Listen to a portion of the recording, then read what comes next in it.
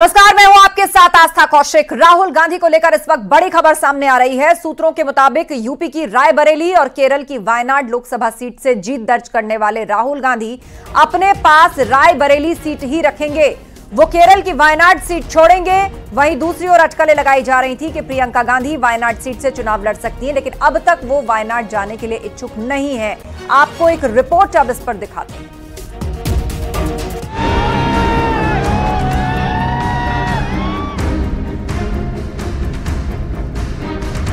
I have a dilemma in front of me. The question is, will I be Member of Parliament of Wayanad or will I be Member of Parliament of Raebareli?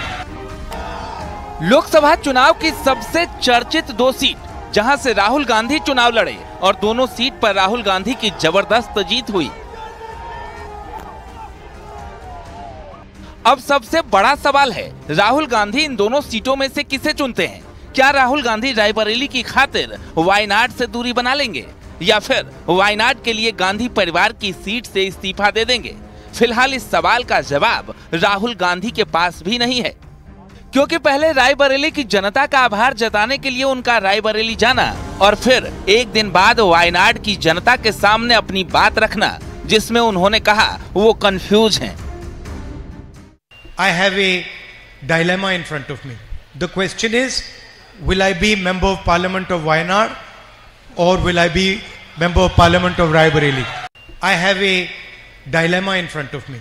The question is, will I be Member of Parliament of Wayanad or will I be Member of Parliament of Raebareli? हालांकि सूत्रों से जो सबसे बड़ी खबर है वो ये कि यूपी की रायबरेली और केरल की वायनाड लोकसभा सीट से जीत दर्ज करने वाले राहुल गांधी अपने पास रायबरेली सीट ही रखेंगे। वो केरल की वायनाड सीट छोड़ देंगे। वहीं अटकलें लगाई जा रही थी कि प्रियंका गांधी वायनाड सीट से उपचुनाव लड़ सकती हैं, लेकिन अब तक वो वायनाड जाने के लिए इच्छुक नहीं है।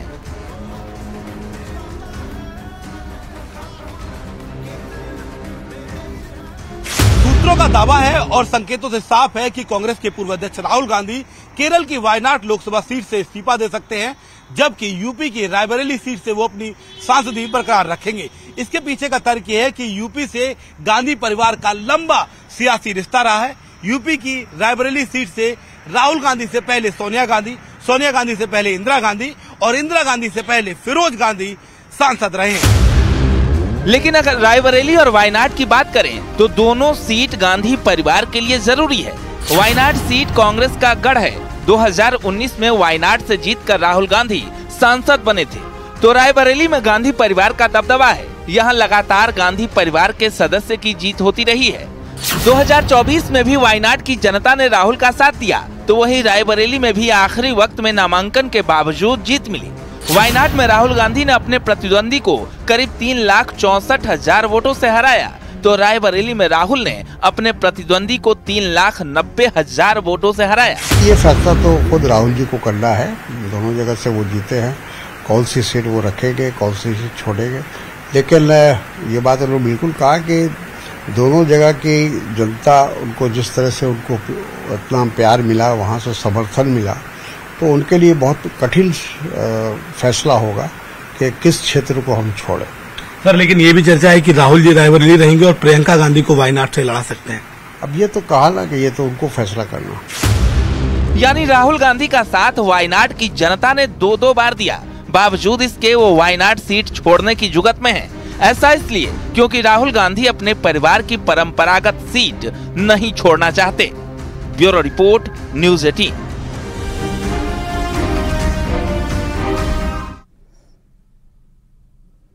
विधानसभा परिषद के 13 नवनिर्वाचित सदस्यों के शुक्रवार को शपथ लेते ही सभा उच्च सदन में भी नेता प्रतिपक्ष की हकदार हो जाएगी। इसमें 3 एसपी के सदस्य हैं। नेता प्रतिपक्ष की दौड़ में एसपी एमएलसी जास्मीन अंसारी, शाह आलम उर्फ गुड्डू जमाली, राजेंद्र चौधरी और लाल बिहारी यादव आगे बताए जा रहे हैं। गुड्डू जमाली का नाम रेस में सबसे आगे है। गुड्डू जमाली मुस्लिम ओबीसी से आते हैं। जास्मीर अंसारी का नाम भी रेस में शामिल है।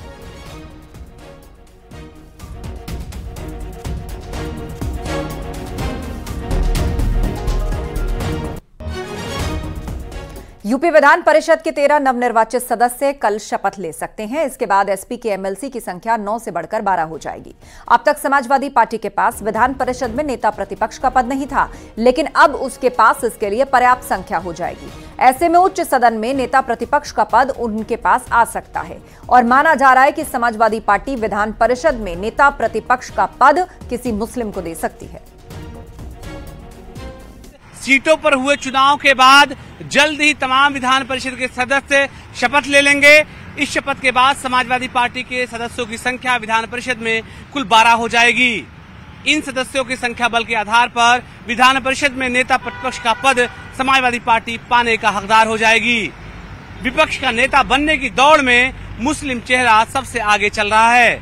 समाजवादी पार्टी के गुड्डू जमाली या फिर जासमीन अंसारी समाजवादी पार्टी की तरफ से नेता प्रतिपक्ष हो सकते हैं। ऐसे में देखने वाली बात होगी कि जिस तरह से लोकसभा के नतीजे आए हैं। किसान नेता वीएम सिंह ने राहुल गांधी और अखिलेश यादव पर बड़ा हमला किया है। उन्होंने कहा कि अखिलेश यादव और राहुल गांधी ये ना समझें कि देश की जनता और किसानों ने उनको वोट दिया है। दरअसल देश की जनता ने महंगाई और किसानों की मांग ना पूरे होने के चलते, उनमें जो गुस्सा था उसको चलते नेगेटिव वोट किया है। ये चुनाव बड़े क्लियर संकेत है इसके अंदर। इस बार ही लोगों ने किसी को वोट नहीं दिया। महंगाई को लेकर, किसानों को जो परेशान किया गया है उसको लेकर, के रोजगार को लेकर, इन चीज़ों को लेकर आम पब्लिक बाहर निकली है। किसी भी नेता को गलतफहमी नहीं होनी चाहिए विपक्ष के या पक्ष के कि उनको वोट पड़ा है। इस बार लोगों ने अपने विवेक से वोट दिया है और गुस्से में वोट दिया है।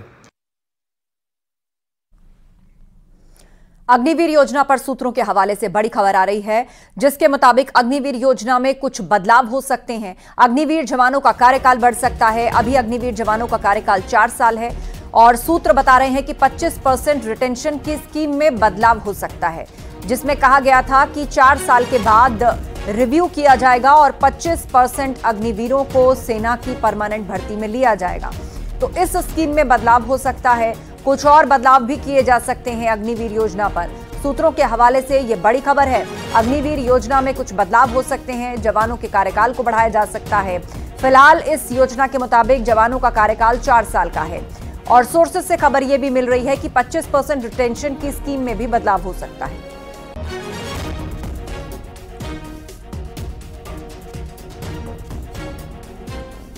और अब बात उस खबर की जिसकी पूरे देश में चर्चा है। सुप्रीम कोर्ट ने नीट की काउंसलिंग पर रोक लगाने से इनकार कर दिया है, साथ ही ग्रेस मार्क्स को रद्द कर दिया है। एनटीए ने सुप्रीम कोर्ट में आज बड़ी जानकारी दी है। नीट में ग्रेस मार्क्स पाने वाले 1563 छात्रों के पास अब दोबारा परीक्षा का ऑप्शन होगा। 23 जून को परीक्षा करवाई जाएगी और 30 जून से पहले रिजल्ट घोषित कर दिया जाएगा। तो वहीं इस मसले पर शिक्षा मंत्री का भी बयान आ चुका है। आपको एक पूरी रिपोर्ट दिखाते हैं।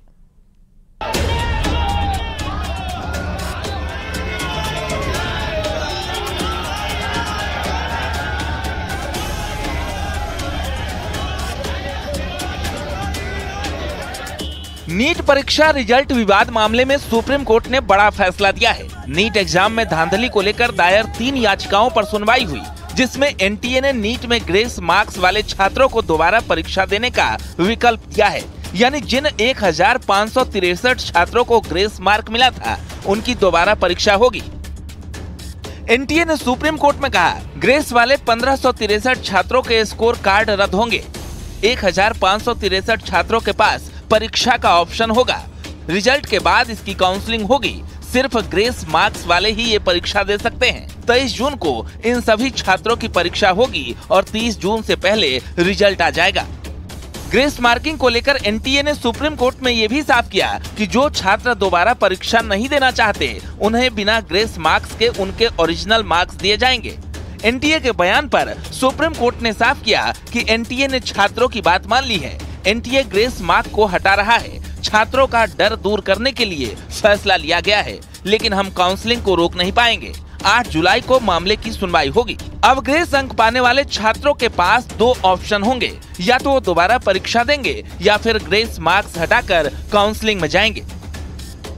This is partial victory honourable court ने सुना दोनों साइड को और काफ़ी रीजन्ड ऑर्डर किया और we are partially satisfied and I think the battle will still go on. उनको नोटिस दिया है एनटीए को कि आप जवाब दीजिए, डिटेल जवाब दीजिए। ये इशू अभी भी हमारे पास ओपन है, जिसको हम आर्ग्यू कर सकते हैं 8 जुलाई को कोर्ट के सामने। अभी हमारा इशू पूरी तरीके से क्लोज नहीं हुआ है, क्योंकि कुछ स्टूडेंट्स ऐसे हैं जिन्होंने पिटीशन नहीं फाइल की थी, वो अभी भी कोर्ट के सामने नहीं है, तो उनका इशू अभी भी रेज होना बाकी है, जो कि हमारे पास अभी भी ऑप्शन खुला हुआ है। हम 8 जुलाई को कोर्ट के सामने ये इशू ओपन करेंगे।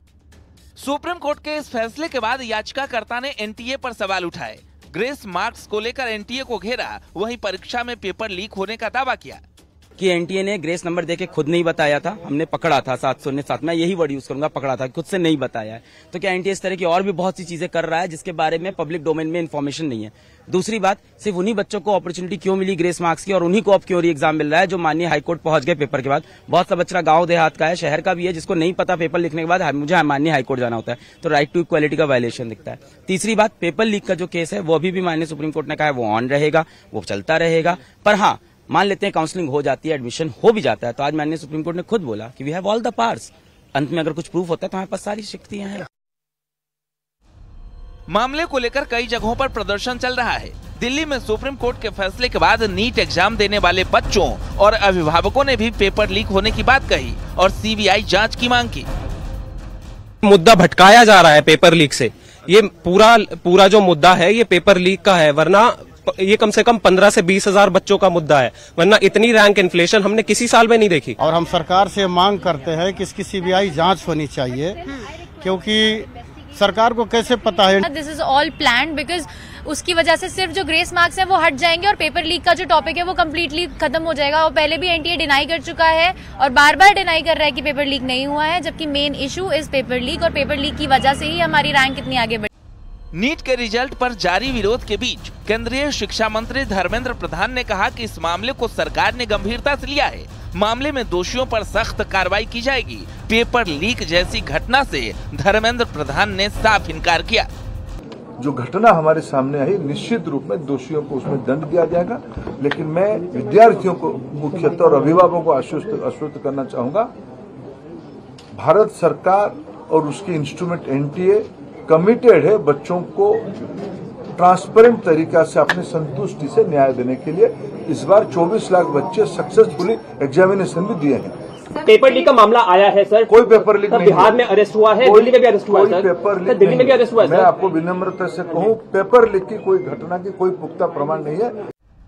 दरअसल 6 सेंटर्स के 1563 अभ्यर्थियों को समय खराब होने के चलते पहली बार ग्रेस मार्क्स दिए गए थे, लेकिन सवाल तब उठा जब एक साथ 67 छात्र टॉप कर गए और इन सभी छात्रों को 720 में 720 नंबर मिले, जिसके बाद मामला हाई कोर्ट से सुप्रीम कोर्ट पहुंचा था। दिल्ली से सुशील पांडे के साथ ब्यूरो रिपोर्ट, न्यूज़ 18।